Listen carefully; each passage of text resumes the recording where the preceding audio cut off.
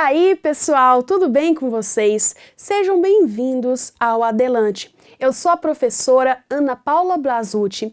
Estarei aqui com vocês resolvendo as questões de direito constitucional. As questões são relacionadas aos direitos e garantias individuais e também à segurança pública. Se Deus quiser, acertaremos as questões da prova, ok? Vamos lá? Primeira questão, por favor. A produção dos efeitos da decisão judicial que determina a dissolução compulsória de associação depende do seu trânsito em julgado. Gente, essa é uma questão bem recorrente em provas sobre associação. Foi o primeiro tema que eu trouxe aqui para vocês e que já tem muitos incisos do artigo 5º só em relação ao assunto de associação. O que eu tenho que saber sobre as associações? Primeiro, que as associações, elas não podem ter um caráter paramilitar. Certo? Não se pode criar associações com caráter paramilitar. E outra coisa importante também, o Estado não pode intervir na criação das associações ou embaraçar o funcionamento. Como assim, professora? Gente, se perguntar em prova seria uma questão inédita, tá? Em relação à associação, o Estado não intervir na associação, relaciona-se a qual dimensão ou geração aí que nós temos primeira, segunda, terceira, quarta, quinta ou sexta dimensão do direito.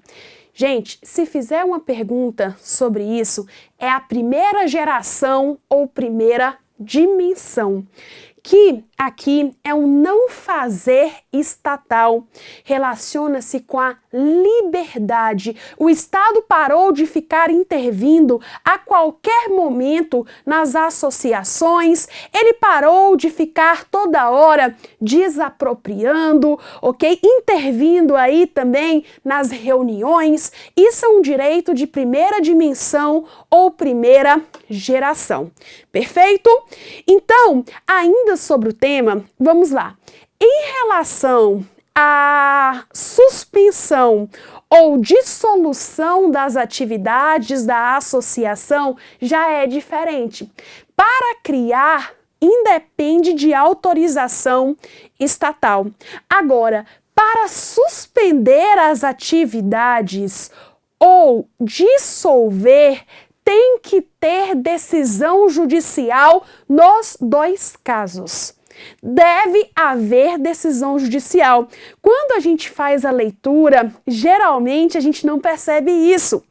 Eu vejo, tá? Em muitos cursos, quando eu dou aula para carreiras policiais, que eu já estou há 5 anos nas carreiras policiais, e eu vejo o pessoal sempre errando essa questão, achando que é só no caso de dissolução é que tem que ter decisão judicial. Não, tanto para suspender, como também no caso de dissolução, tem que ter decisão judicial. A diferença é que na suspensão não precisa transitar em julgado. Pode ser na primeira audiência. Já na dissolução, tem que ter o trânsito em julgado. Certinho? Perfeito? Outra informação relevante também é que as associações, para representar os seus filiados judicial ou extrajudicialmente, tem que ter expressa autorização. Certo? Mas, professora, e se for defender mediante um mandado de segurança coletivo, devem ser autorizadas também? Não. Se falar de MS, mandado de segurança, não precisa da autorização. Então, fiz uma revisão sobre este assunto e aí agora nós vamos resolver essa questão e fazer a leitura também dos dispositivos. Perfeito? Vamos lá. Artigo 5º, inciso de número 17.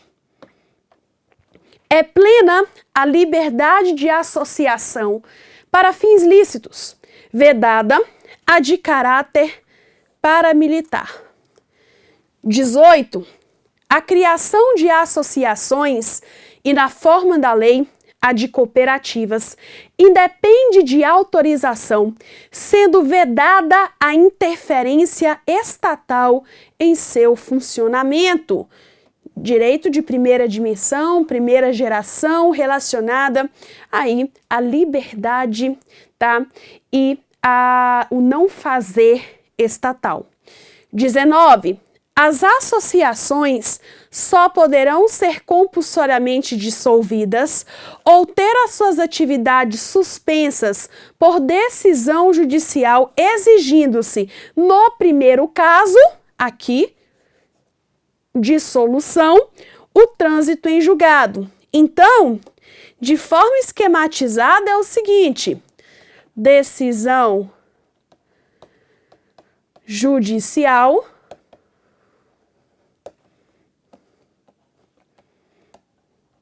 suspensão, dissolução.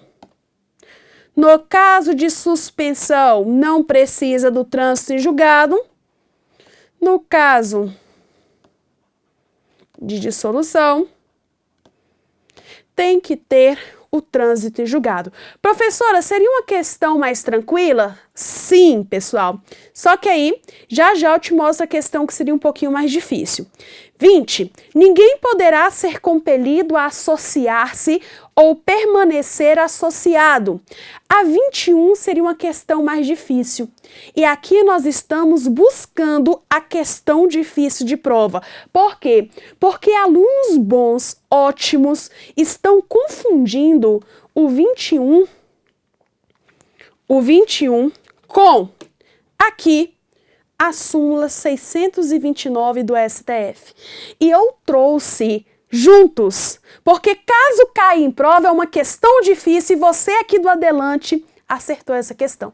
O nível de vocês já é um nível altíssimo e eu trago as questões um pouco mais complexa.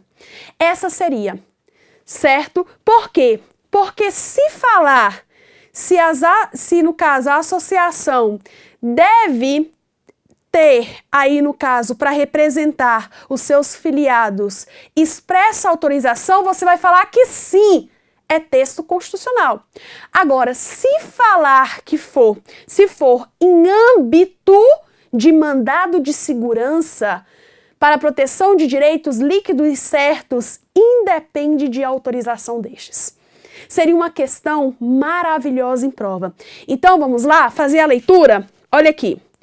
As entidades associativas, cuidado, quando expressamente autorizadas, têm legitimidade para representar seus filiados judicial ou extrajudicialmente. Então, se falar de associação, ok? Falou de associação, tem que ter autorização para representar os filiados. Só que se falar de associação em impetração de mandado de segurança coletivo, aqui independe da autorização.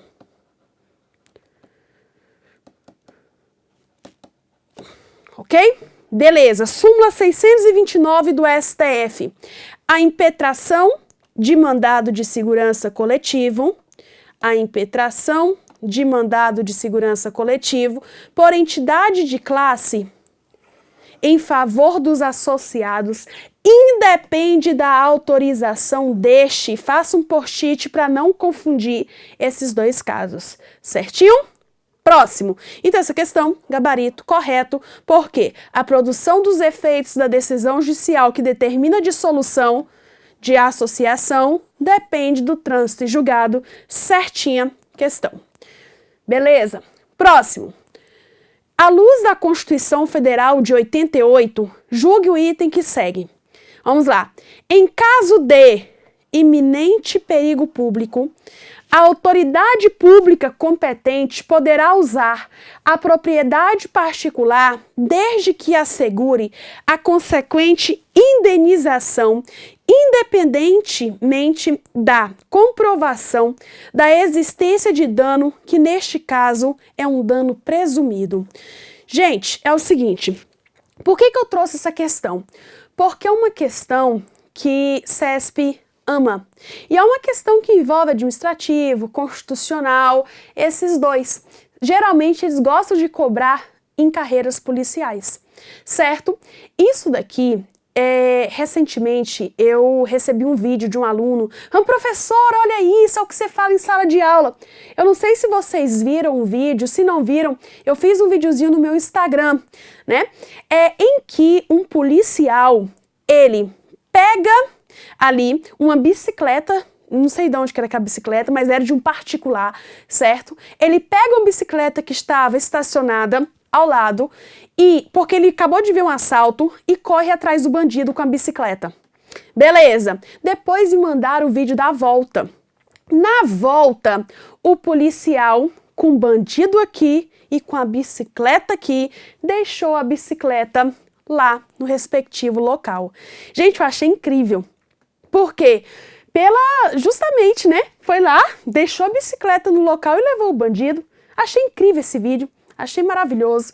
E aí, o que acontece? Esse vídeo diz tanta coisa, porque a partir do momento que o policial pega a bicicleta, isso chama requisição administrativa, porque existe um iminente perigo público. Quando existir iminente perigo público, aqui o poder público, ele pode requisitar o uso do bem e vai ter indenização. A indenização, ela é posterior se houver dano, então é condicionada ao dano. Ou seja, o que aconteceu? Ali, ele devolveu a bicicleta. Ah, professora, mas tem dano porque gastou o pneu. Pelo amor de Deus, sem miséria. Gastou o pneu? O que é isso, meu Deus do céu? Então, foi igual meu tio esses dias. Meu tio, a gente foi na padaria e aí, né, ele foi e comprou aí 2 pães. E nisso, pessoal, ele me cobrou o preço de um pão. Quanto custa um pão, né? Acho que é 20 centavos, 30 centavos, um pão. Então, não vamos pensar em miséria, não. Gastou o pneu, isso não existe. Ou seja, ali não teve dano. Se não teve dano, não há o que indenizar. Então, a indenização, ela é ulterior. Ulterior é sinônimo de posterior, caso haja dano. Perfeito? Isso é chamado de requisição administrativa. Vamos lá? Então, essa resposta aqui, ela está errada. Por quê? Porque depende da comprovação de existência de dano, sim. Certinho? Artigo 5º, 25, que fala da requisição administrativa. No caso de iminente perigo público, a autoridade competente poderá usar de propriedade particular, assegurada ao proprietário, indenização ulterior, que é a mesma coisa que posterior, se houver dano. Então, questão errada. 3. A publicação de informações falsas em veículos de comunicação social não está assegurada pela liberdade de imprensa. Gente, fake news não está assegurado pela liberdade de imprensa. Certinho, é o informativo de número 907. A plena proteção constitucional da exteriorização da opinião não significa a impossibilidade posterior de análise e de responsabilização por eventuais informações mentirosas, injuriosas e também difamantes, certo? É um informativo interessante que foi cobrado recentemente pela banca CESP. Então, questão correta. Próxima. Questão de número 4. Julgue o item seguinte, relativo aos direitos e deveres individuais e coletivos. Conforme texto constitucional vigente, a prisão de qualquer pessoa e o local onde se encontram terão de ser comunicadas em até 24 horas ao juiz competente e à família do preso ou à pessoa por ele indicada. Por que essa questão ela está incorreta? Porque não é em até 24 horas, é imediatamente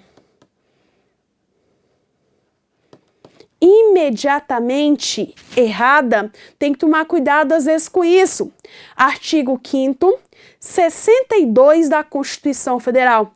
A prisão de qualquer pessoa e o local onde se encontrem serão comunicados imediatamente ao juiz competente e à família do preso ou à pessoa por ele indicada. Ok? Gente, questão de número 5. Adoro essa questão, que quando ela vem derrubando, né? Não que eu adore que derrube, mas eu gosto porque quanto mais difícil a prova, melhor para quem estuda, certo? Vamos lá. Lei federal que prevê o oferecimento em escolas públicas de ensino religioso de natureza confessional ferirá o princípio da laicidade do Estado. Eita, que a questão aqui já é mais complexa. É o seguinte, pessoal, olhem aqui. Nós temos que entender que, em relação ao Estado ser laico, não significa dizer que o Estado é ateu. O Estado não é ateu. O Estado é laico, não tem uma religião oficial, certo? O que significa dizer isso? Dê uma olhadinha aí, né, no artigo 220 da Constituição Federal. Nós temos aqui a seguinte situação. Pessoal, é o seguinte, em relação a, 210, tá? 210, parágrafo 1º da Constituição Federal. Em relação ao ensino religioso, o ensino religioso é matéria facultativa em escola. Não é aí obrigatória. Ou seja, se é matéria facultativa, não pode reprovar. E o que significa dizer isso? Significa dizer que é possível, sim, que escolas públicas tenham uma natureza confessional. Natureza confessional significa dizer estarem vinculadas a alguma religião específica e ser ministrada matéria por um professor, por exemplo, que adota alguma religião. Então é possível uma escola católica pública sem problema algum, é permitido. Ok? Então, quando eu falo que o Estado é laico, eu não falo que ele é ateu, como eu falei para vocês. Então, é possível, sim, uma natureza confessional relacionada a uma religião específica, certo? Então, olha aqui. Lei federal que prevê o oferecimento em escolas públicas de ensino religioso de natureza confessional ferirá o princípio da laicidade do Estado. Errado, porque é possível, certo? 210, parágrafo 1º, o ensino religioso de matrícula facultativa constituirá a disciplina dos horários normais das escolas públicas de ensino fundamental. O STF decidiu que o ensino religioso nas escolas públicas pode ter natureza confessional, ou seja, que as aulas podem seguir os ensinamentos de uma religião específica. Questão de número 6. Para fins do direito à inviolabilidade do domicílio, o conceito de casa não abrange locais nos quais são exercidas atividade de índole profissional, como consultórios e escritórios. Gente, olhem aqui. Em relação à inviolabilidade do domicílio, tá? Nós temos que entender que casa tem um sentido amplo, ou seja, casa abrange os locais relacionados aí a atividades de índole profissional, como consultórios, escritórios, quarto de hotel, ok? Beleza, então aqui abrange, ou seja, a questão ela está errada. Vamos lá? O STF, deixa eu pegar aqui. O STF entende que, embora os escritórios estejam abrangidos pelo conceito de casa, não se pode invocar a inviolabilidade de domicílio como escudo para a prática de atos ilícitos em seu interior. Com base nessa ideia, a Corte considerou válida ordem judicial que autorizava o ingresso de autoridade policial no estabelecimento profissional, inclusive durante a noite, para instalar equipamentos de captação de som. Mas o que a questão fala?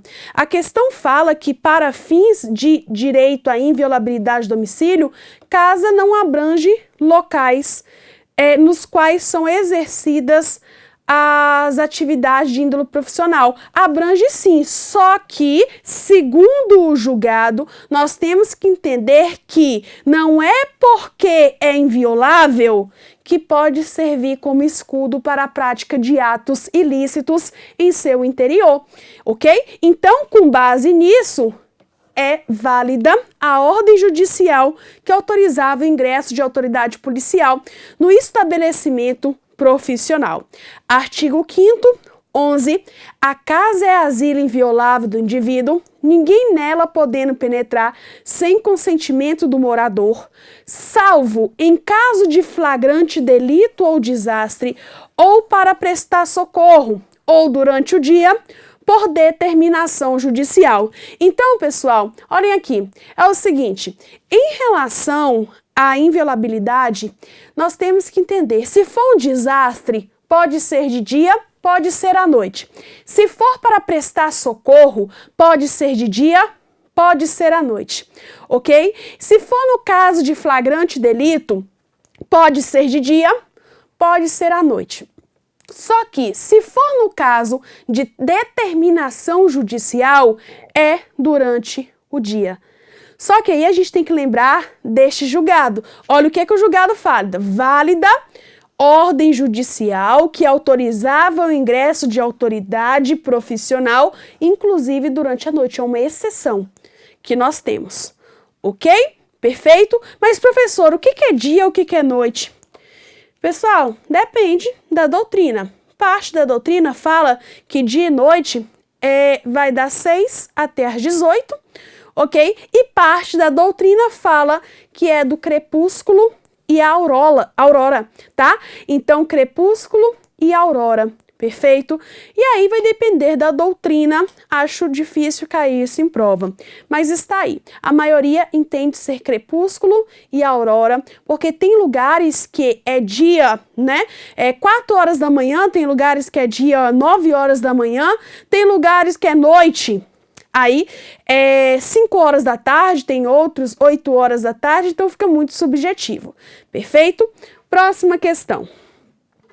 A interceptação de comunicações telefônicas submetida à cláusula constitucional de reserva de jurisdição é admitida na forma da lei para fins de investigação criminal e apuração de ato de improbidade. Olha que interessante, eu misturando improbidade, que é tema aí que vai cair na sua prova, com direitos e garantias. Será que a interceptação de comunicações telefônicas submetida a essa cláusula é admitida para fins de ato de improbidade? Improbidade não, gente. Então aqui seria um pega nessa questão, tá? Para atos de improbidade, não. Vamos pegar o artigo 5º, inciso 12 da Constituição Federal. É inviolável o sigilo da correspondência e das comunicações telegráficas, de dados e das comunicações telefônicas, salvo no último caso, por ordem judicial, nas hipóteses e na forma que a lei estabelecer, para fins de investigação criminal ou instrução processual penal e não improbidade administrativa. Perfeito, pessoal? Então, agora nós vamos fazer uma pausa e já já retornaremos.